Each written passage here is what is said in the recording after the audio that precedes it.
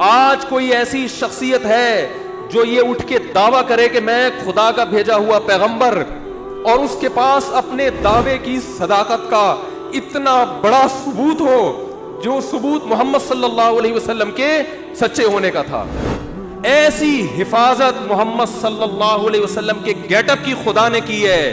سوچو تعلیمات کی کیسی حفاظت کی ہوگی. موسیٰ ابن عقبہ وہ کہتے ہیں مجھے میرے چچا موسیٰ ابن عقبہ نے بتایا. بھائی موسیٰ ابن عقبہ نے بھی نبی کا زمانہ نہیں پایا. وہ کہتے ہیں موسیٰ ابن عقبہ کہتے ہیں حدثنی قریب، مجھ سے عبداللہ بن عباس کے شاگرد قریب نے بیان کیا. ارے بھائی قریب نے بھی محمد صلی اللہ علیہ وسلم کو نہیں دیکھا. امام ترمذی کہتے ہیں ذرا خاموش ہو جاؤ. قریب کہتے ہیں حدثنی عبداللہ ابن عباس، مجھ سے عبداللہ ابن عباس نے بیان کیا، اور انہوں نے نبی کے چہرے انور کی طرف دیکھ کے فرمایا کان النبی صلی اللہ علیہ وسلم افلج ثنیتین، کہ نبی کے سامنے کے دو دانتوں کے درمیان میں خلا تھا. مفتی طارق مسعود اسپیشل. ایک یتیم جو نہ لکھنا جانتا ہے نہ پڑھنا جانتا ہے، عرب کے ایک ایسے ماحول میں پیدا ہوا جہاں ایجوکیشن کا نام و نشان نہیں ہے، اور ابھی آپ کو ایک چھوٹی سی ریاست بھی پوری طرح نہیں ملی مدینہ کی، اس میں بھی چاروں طرف آپ کے دشمن. مسجد نبوی جتنی بڑی ہے نا اب، پورا مدینہ نبی کے دور میں اس سے چھوٹا تھا. سمجھ میں آ رہی ہے؟ جو مدینہ شہر تھا نا، آج جو مسجد نبوی ہے مدینہ شہر اس سے چھوٹا تھا. پوری اسلامی تاریخ ہے. آپ کوئی ماہر آدمی ہو نا آپ کو بتائے گا مسجد نبوی کے اندر یہاں حضرت ابو بکر کا گھر تھا، یہاں حضرت عمر کا گھر تھا، یہاں حضرت ابو ہریرہ آیا کرتے تھے، یہاں یہ ہوتا تھا، یہاں پوری مسجد نبوی کے اندر پوری مدینہ کی تاریخ ہے. اتنی چھوٹی سی جگہ، بہت کمزور معمولی سی ریاست جو اپنے پاؤں پہ ابھی کھڑی بھی نہیں ہو پا رہی، سنبھل بھی نہیں پا رہے، اور خطوط لکھے جا رہے ہیں ہرقل کو. ہے بھائی خطوط کس کو لکھے جا رہے ہیں؟ بڑے بڑے ملکوں، اس وقت ایسے جیسے رشیا، امریکہ اور برٹش، ان حکومتوں کو خطوط لکھے جا رہے ہیں. اس میں کیا کہا جا رہا ہے؟ انی رسول اللہ علیکم جمیعا، مجھے گاڈ نے میسنجر بنا کے بھیجا ہے. کس کی طرف؟ آپ کہتے ہیں جب اللہ کو اللہ کہا جائے گا تو گاڈ کیوں کہہ رہے ہو پھر بار بار؟ گاڈ اس لیے کیونکہ یہ لفظ گوروں کے لیے بھی ایکسیپٹیبل ہے نا. بھائی گاڈ کو تو وہ بھی مانتے ہیں نا، اللہ کو نہیں مانتے، گاڈ کو تو مانتے ہیں نا، تو اس لیے میں گاڈ کا لفظ استعمال کر رہا ہوں. سمجھ رہے ہو کہ نہیں سمجھ رہے؟ لبرل لوگ بھی بولیں یہ اللہ کیوں لے کر آ رہے ہیں بیچ میں؟ تو بھائی گاڈ کا لفظ سب کے لیے قابل قبول ہے کہ نہیں ہے؟ انگلش میں خدا کو کیا کہتے ہیں؟ گاڈ کہتے ہیں، کیونکہ انگریز بھی او مائی اللہ نہیں کہتے، او مائی گاڈ کہتے ہیں. آپ کہہ سکتے ہیں کہ انگریز تو آپ کا بیان سن نہیں رہے، تو وہ لوگ ضرور سن رہے ہیں جو انگریزوں سے ڈسے ہوئے ہیں. ٹھیک ہے، اور ہو سکتا ہے یہ ٹرانسلیشن ہو جائے انگلش میں بعد میں، یہ بھی ممکن ہے. نہیں بھی ہو تو کوئی ترجمہ کر کے بتا دے. کچھ گوروں نے بھی بیانات سنے ہیں.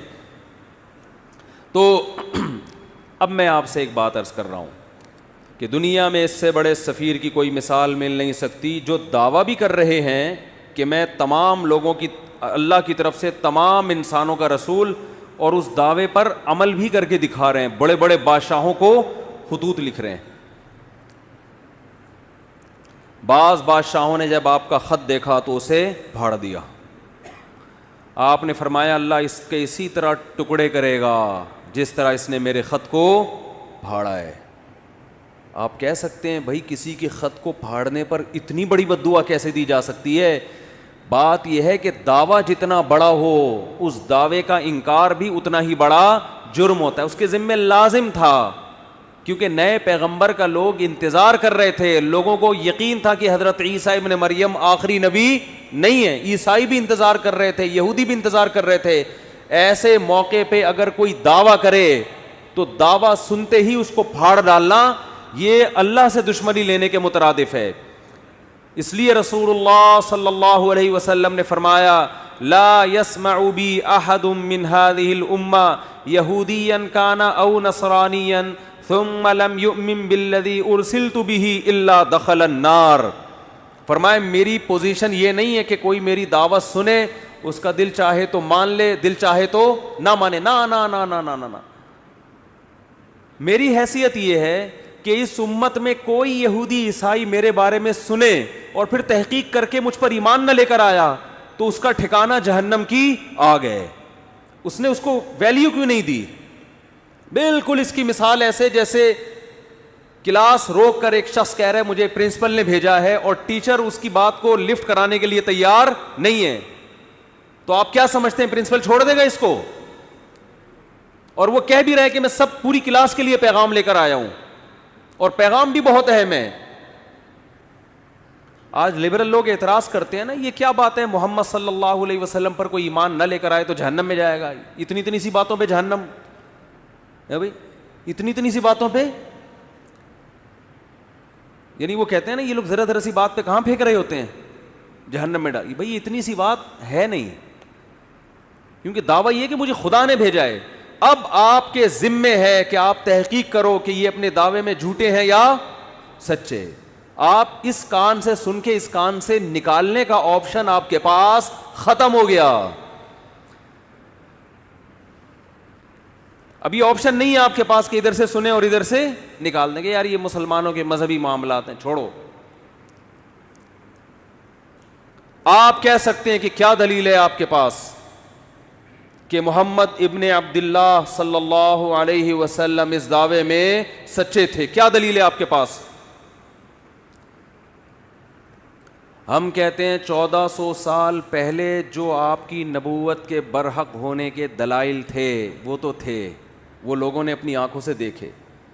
1400 سال کے بعد جو آپ کے برحق ہونے کے دلائل ہیں وہ پہلے سے بھی زیادہ ہیں, وہ اس سے بھی زیادہ ہیں.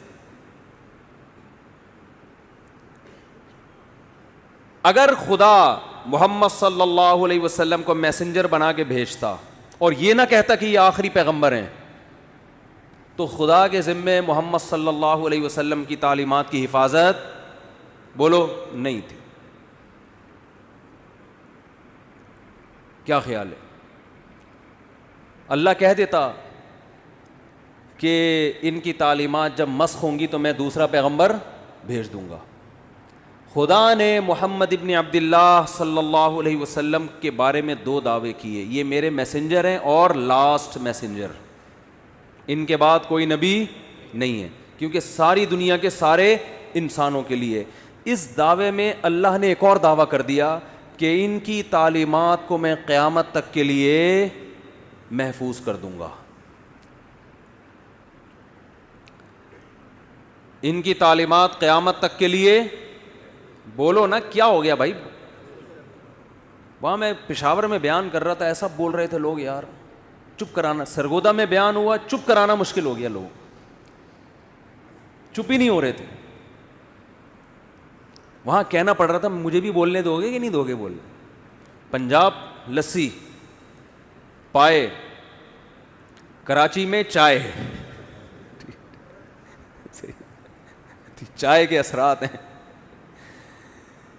سوچتا بہت ہے آدمی, چائے پی کے بولتا نہیں ہے, سوچتا رہے. جہاں بولنے کا موقع ہوتا ہے وہاں بھی کیا کر رہا ہوتا ہے, سوچ رہا ہوتا ہے. ابھی اتنی اچھی صحت رہی ہے نا, میرا 2 ہفتے کا دورہ ہوا کے پی کے پنجاب, ایسی ایک چھینک بھی نہیں آئی. پھر کراچی اتر کے چھینکیں شروع. تو اللہ کے ذمے تھا کہ محمد صلی اللہ علیہ وسلم کی تعلیمات کی حفاظت کرتے.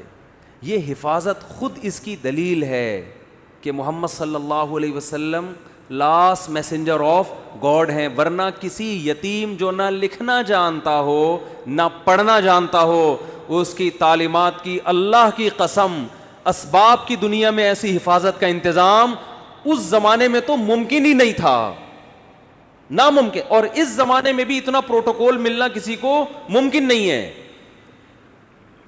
ہمارے نبی صلی اللہ علیہ وسلم کی جو سیرت ہے اس کے 2 پہلو ہیں, خوب غور سے سنیں. 2 پہلو ہیں آپ کی سیرت کے. ایک پہلو وہ ہے جس میں آپ خدا کی طرف سے کوئی میسج دے رہے ہیں کہ یہ الاؤڈ ہے اور یہ ناٹ الاؤڈ. خدا ان کاموں سے خوش ہوتا ہے اور ان کاموں سے ناراض ہوتا ہے کہنے میں کیا جا رہا ہے؟ خدا ان کاموں سے خوش ہوتا ہے اور ان کاموں سے ناراض. جب کوئی کہے بولو تو خدا نہ بولنے سے ناراض ہوتا ہے, یہ بھی ایک ہے نا. ان کاموں سے اللہ خوش ہوگا اور ان کاموں سے اللہ ناراض ہوگا. اللہ تعالیٰ نے محمد صلی اللہ علیہ وسلم کو اپنا سفیر بنایا اور یہ بھی دعویٰ کیا کہ یہ آخری نبی ہیں, اور یہ بھی دعویٰ کیا, اسی میں یہ خود بخود دعویٰ ہو گیا کہ ان کی تعلیمات قیامت تک کے لیے محفوظ کر دوں گا, جبکہ اس زمانے میں محفوظ کرنے کا کوئی انتظام, ایسا پراپر انتظام نہیں تھا جو بعد میں لوگوں میں ایجاد ہوا ہے. تو لکھنے والے چند گنے چنے لوگ تھے, لکھتے بھی چمڑوں پہ اور کاغذوں پہ, جس کے گمنے کا بہت امکان, تحریف کا بہت امکان, مگر ایسا انتظام کیا کہ میں آپ سے عرض کر رہا تھا محمد صلی اللہ علیہ وسلم کی تعلیمات دو قسم کی ہیں. جلدی سے بات کو سمیٹ رہا ہوں میں. ایک وہ تعلیمات جو اصل ہیں, جس کے لیے آپ صلی اللہ علیہ وسلم کو بھیجا گیا, حکم دیا گیا کہ آپ بتا دیں کہ ان باتوں سے خدا خوش ہوتا ہے اور ان باتوں سے خدا ناراض ہوتا ہے. یہ اصل ہے جس کے لیے آپ کو بھیجا گیا. اور سیرت کا ایک پہلو وہ ہے جس کا جو اصل نہیں ہے, اس کا تعلق آپ کی ذاتیات سے ہے. کوئی سفیر جب آپ کے پاس آتا ہے پیغام لے کر, تو آپ کو دلچسپی ہوتی ہے کہ اس کا گیٹ اپ کیسا تھا. کوئی بھی جو بھی مشہور شخصیات ہوتی ہیں نا, لوگ ان کو دیکھنا چاہتے ہیں, ان کے بارے میں پوچھتے ہیں. میں جب تک ویڈیو پہ نہیں آتا تھا لوگ پوچھتے تھے کیسے ہیں بھائی مفتی صاحب, موٹے ہیں, پتلے ہیں, لمبے ہیں, ٹھگنے ہیں, کیا ہیں, لوگ پوچھتے تھے میرے بارے میں. ہم شکر ہے اس وقت ویڈیو نہیں بناتے تھے کیونکہ ہم بہت باریک تھے, آواز جاندار رکھی ہوئی تھی, باڈی باریک. تو لوگ مجھے کہتے تھے جیسی آپ کی آواز ہے آپ خود بھی ویسے ہی ہیں. میں کہتا نہیں, تسمع بالمعید خیر من ان تراہ, مجھے دیکھنے سے بہتر ہے سننے پر اکتفا کرو. تو شکر ہے 2013 میں حج کر کے آیا تو کچھ گزارا ہو گیا.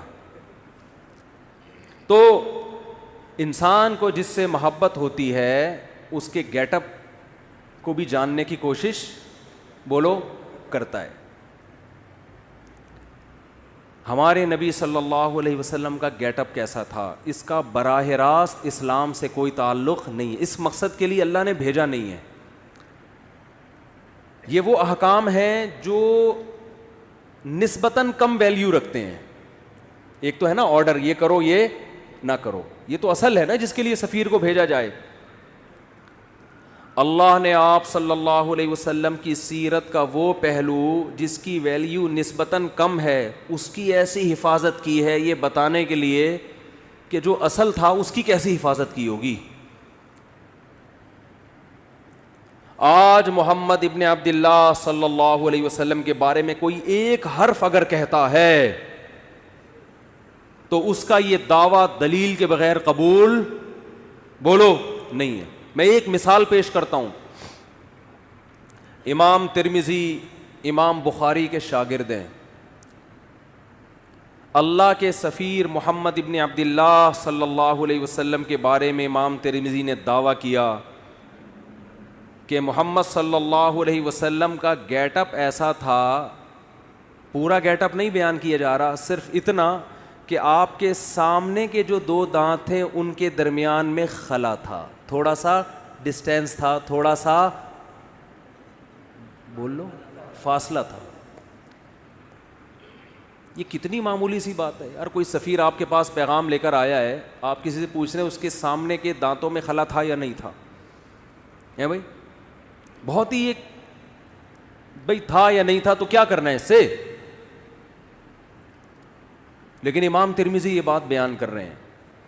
لیکن امام ترمذی کو پتا ہے یہ اتنا بڑا دعویٰ کر رہا ہوں میں کہ جس شخصیت کی بات ہو رہی ہے نا, ان کا یہ دعویٰ ہے کہ مجھے خدا نے انسانوں کی طرف پیغمبر بنا کے بھیجا ہے.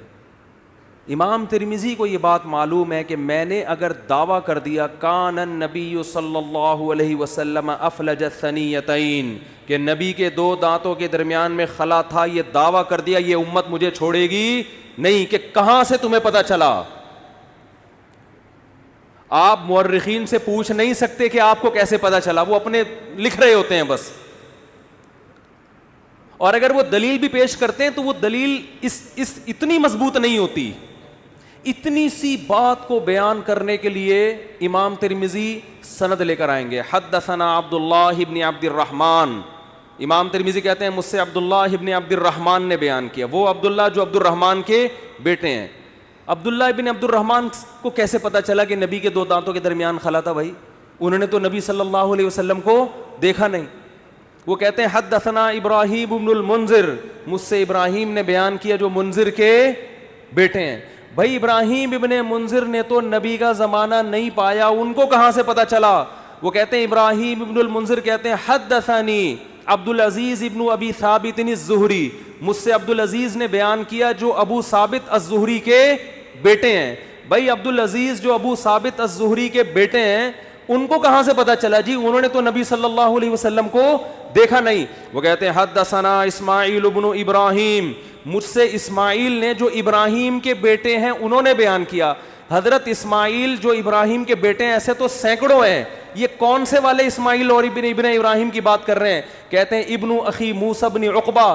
وہ اسماعیل ابن ابراہیم جو موسیٰ ابن عقبہ کے بھتیجے ہیں. اچھا جی, اسماعیل ابن ابراہیم نے تو محمد صلی اللہ علیہ وسلم کو نہیں دیکھا. امام ترمذی آپ کیسے دعویٰ کر رہے ہیں کہ محمد صلی اللہ علیہ وسلم کے دانتوں کے درمیان میں خلا تھا؟ اسماعیل ابن ابراہیم جو موسیٰ ابن عقبہ کے بھتیجے ہیں انہوں نے نبی کا زمانہ نہیں پایا. وہ کہتے ہیں قال حدثنی موسیٰ ابن عقبہ.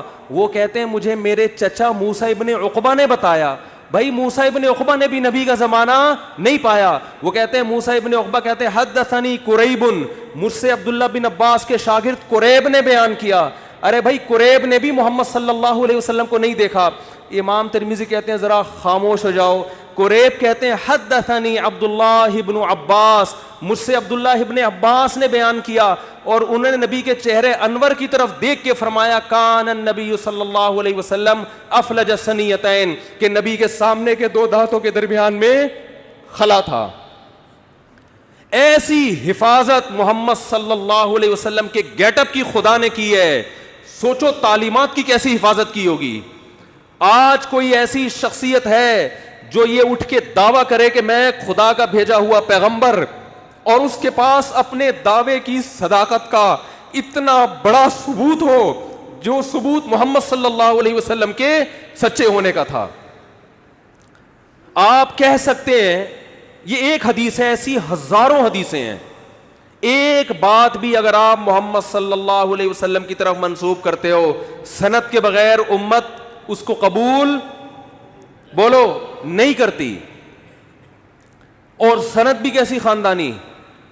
آپ کہہ سکتے ہو امام ترمذی سے کہ حضرت آپ کہتے ہیں مجھ سے عبداللہ ابن عبد الرحمن نے بیان کیا, ہو سکتا ہے یہ بندہ بھی آپ نے خود ہی گڑھ لیا ہو.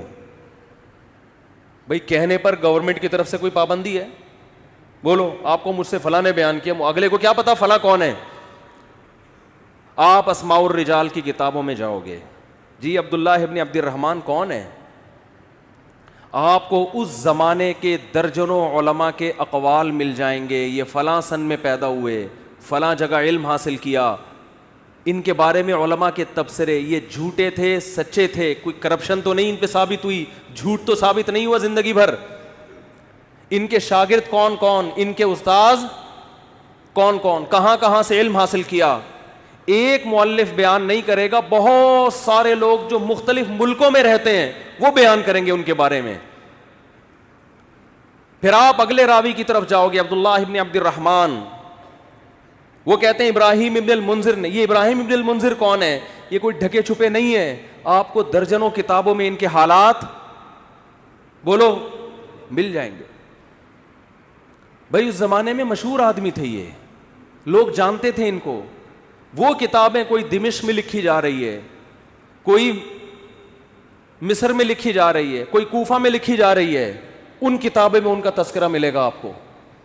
حالانکہ ان کے آپس میں ملاقات ثابت, ان مصنفین کا آپس میں کمپرومائز نہیں ہو سکتا, مختلف ملکوں میں ہیں یہ. پھر آپ پوچھو گے جی عبدالعزیز ابن ابی ثابت الزہری کون ہے؟ ان کے اسماء الرجال, اسماء الرجال کی کتابیں تو اتنی جلدوں میں ہوتی ہیں جن میں راویوں کے حالات, ان کے نام.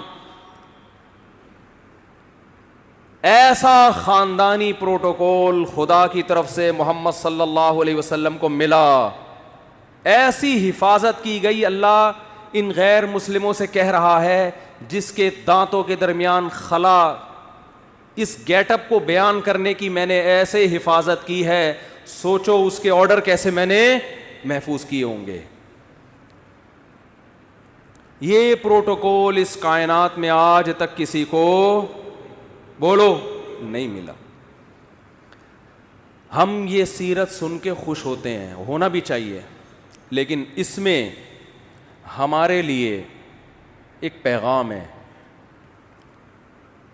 کہ محمد صلی اللہ علیہ وسلم جیسے غیر مسلموں کی طرف بھیجے گئے تو مسلمانوں پر بھی لازم ہے یا نہیں کہ آپ صلی اللہ علیہ وسلم کو فالو کریں. امام بخاری اپنی سند سے حدیث لے کر آتے ہیں, نبی صلی اللہ علیہ وسلم نے فرمایا اعفوا اللحا, نبی نے خدا کا پیغام پہنچایا, داڑیاں بڑھاؤ. نبی پیغام دے کے بولو نا بھائی, چلے ختم. اللہ کی حجت اپنے بندوں پر تمام. اب جب آپ یہ حدیث دیکھیں گے, آپ امام بخاری سے پوچھیں گے نا یہ آپ کو کس نے کہا کہ نبی نے حکم دیا؟ امام بخاری سند, مجھ سے فلاں نے, مجھ سے فلاں نے, مجھ سے فلاں نے. پھر ان راویوں کی آپ ہر جگہ تحقیق کر سکتے ہو. پھر امام ترمذی بھی بیان کر رہے ہیں, امام مسلم بھی بیان کر رہے ہیں. کیوں؟ کہ کل قیامت کے دن اللہ آپ سے سوال پوچھے گا کہ میں نے اپنے میسنجر کے ذریعے پیغام پہنچایا تھا کہ اللہ کی طرف سے تمہیں حکم ہے داڑھی بولو نا بھائی بڑھاؤ. بس تمہیں اگر کوئی کنفیوژن تھی کہ پتہ نہیں حکم دیا ہے کہ نہیں دیا, تو میں نے تمہاری وہ کنفیوژن دور کر دی تھی. بس آپ کہہ سکتے ہیں اللہ اگر تیرا اتنا اہم حکم تھا تیرے حبیب کا, تو میں نے جب داڑھی نہیں رکھی تو سزا کیوں نہیں ملی؟ اللہ کیا کہے گا؟ یہ دنیا دارالامتحان تھی, دارالجزا کیا ہے؟ بولتے کیوں نہیں بھائی؟ بس اب آپ کی مرضی. مولوی صاحب بھی آپ کو یہ حدیث سنا کے جمعہ پڑھا کے گھر نکل جائیں گے, کیونکہ مولوی صاحب کا پولیس سے کوئی تعلق. قرآن کہتا ہے نا محمد صلی اللہ علیہ وسلم کے بارے میں کہ لست علیہم بمسیطر, آپ ان پر نگہبان نہیں ہیں. میسنجر کا کام حکم پہنچانا ہوتا ہے, منوانا بولو نہیں ہوتا. تو میسنجر کا کام پیغام پہنچانا بس. اسی پیغام میں جو خدا نے اپنے حبیب صلی اللہ علیہ وسلم کو دیا, اس میں حکم دیا ان کو پیغام پہنچا دو, بس آگے نہیں کچھ. لا تقربوا الزنا. اچھا کچھ پیغام ایسے ہیں جو خدا کی ذات سے نکلے ہیں براہ راست, قرآن کی شکل میں محفوظ ہوئے, کہ اس میں اے نبی ہم جب کسی کو پیغام دے کے بھیجتے ہیں, بعض دفعہ پیغام اتنا اہم ہوتا ہے کہ وہ لکھ کے دے دیتے ہیں, بھائی یہ پڑھ کے سنا دو, اور بعض دفعہ کہتے ہیں یہ بھی بتا دینا, یہ بھی بتا دینا. تو اس میں میسنجر کے الفاظ اپنے ہوتے ہیں, پیغام بھیجنے والے کا ہوتا ہے. حدیث بھی اللہ کا پیغام ہے, الفاظ کس کے ہیں؟ محمد صلی اللہ علیہ وسلم کے. قرآن بھی اللہ کا پیغام, الفاظ بھی کس کے؟ اللہ کے. تو جو اللہ نے قرآن میں حکم دیا, جو پیغمبر نے قرآن پہنچایا, اور وہ بھی اسی طرح محفوظ ہے, اس میں بھی ذرہ برابر تبدیلی نہیں ہوئی. اس پیغام میں کیا ہے؟ لا تقربوا الزنا, ان سے کہہ دو کہ زنا کے قریب بھی پھٹکنے کی اجازت. بولتے کیوں نہیں. زنا کرنا تو دور کی بات. آج صبح ایک لڑکی کا فون آیا, 5 سال سے میرا ریلیشن کسی بندے سے, اب وہ شادی نہیں کر رہا. میں نے کہا بالکل ٹھیک کر رہا ہے, وہ حرام کاروں کے لیے یہی ہونا چاہیے. جب اس نے حرام مزے لے لیے تو وہ کیوں بیوی بنائے گا بھائی؟ کیوں بیوی بنائے گا وہ؟ اس کو حرام چسکے لگ گئے نا. رو رہی ہے, اس کو منع. میں نے کہا میں کیوں سمجھاؤں اس کو؟ خدا نے مرد اور عورت کو نکاح کے علاوہ کسی بھی راستے سے قریب جانے کی اجازت بولو نہیں دی ہے. محمد صلی اللہ علیہ وسلم جو گاڈ کا پیغام لے کر آئے. دیکھو غیر مسلم زنا کر سکتا ہے, کرے, وہ کہہ رہا ہے میں نہیں مانتا محمد صلی اللہ علیہ وسلم کو, اس پہ خدا خود ہی نمٹ لے گا قیامت کے دن. مسلمان کے پاس نبی کے حکم کے سامنے نو کا آپشن نہیں ہے.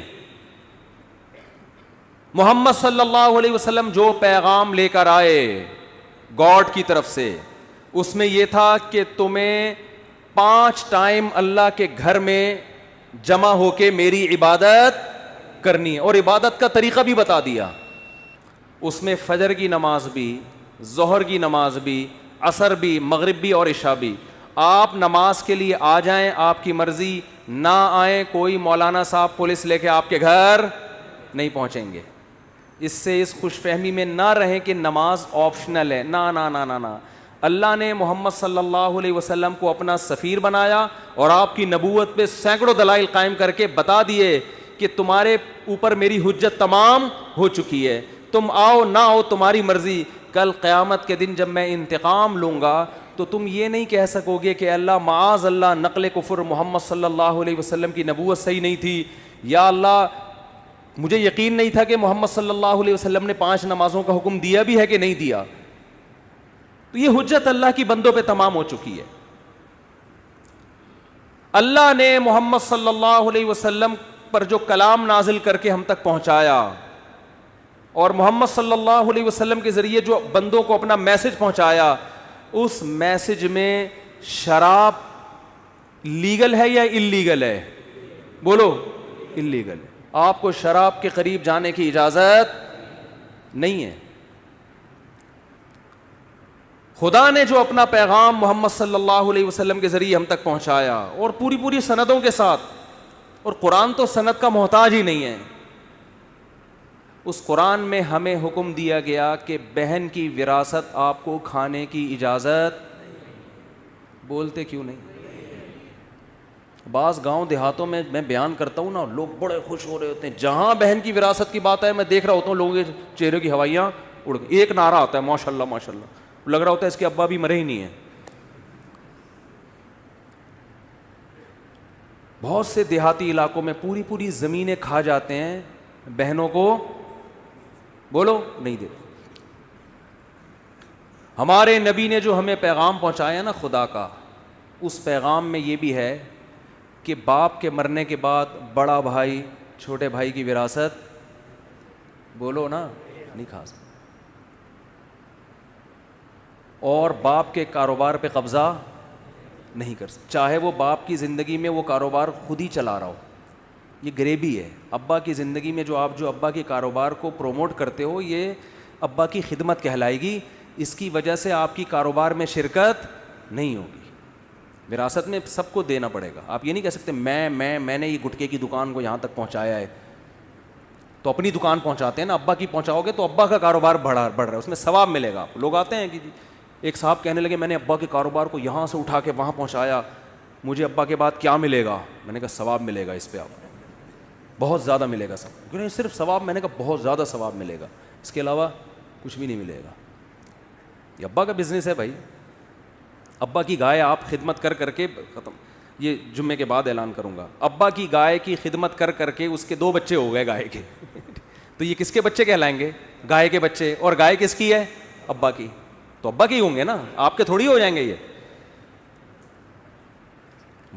بڑھوتری جب ہوتی ہے تو جس کی چیز ہو اسی میں بڑھوتری ہوگی نا. آپ وسیم بھائی کو کھلا کے آپ نے ڈبل کر دیا وسیم بھائی, تو وہ وسیم بھائی آدھے آپ کے تھوڑی ہو جائیں گے کہ جی میرے کھلائے ہوئے کی وجہ سے ڈبل ہو گئے, لہذا آدھے میرے آدھے آپ اپنے ہیں. بھائی جس چیز میں گروتھ ہوتی ہے تو وہ وہی چیز کہلاتی ہے. سمجھتے ہو؟ سمجھتے سب ہیں.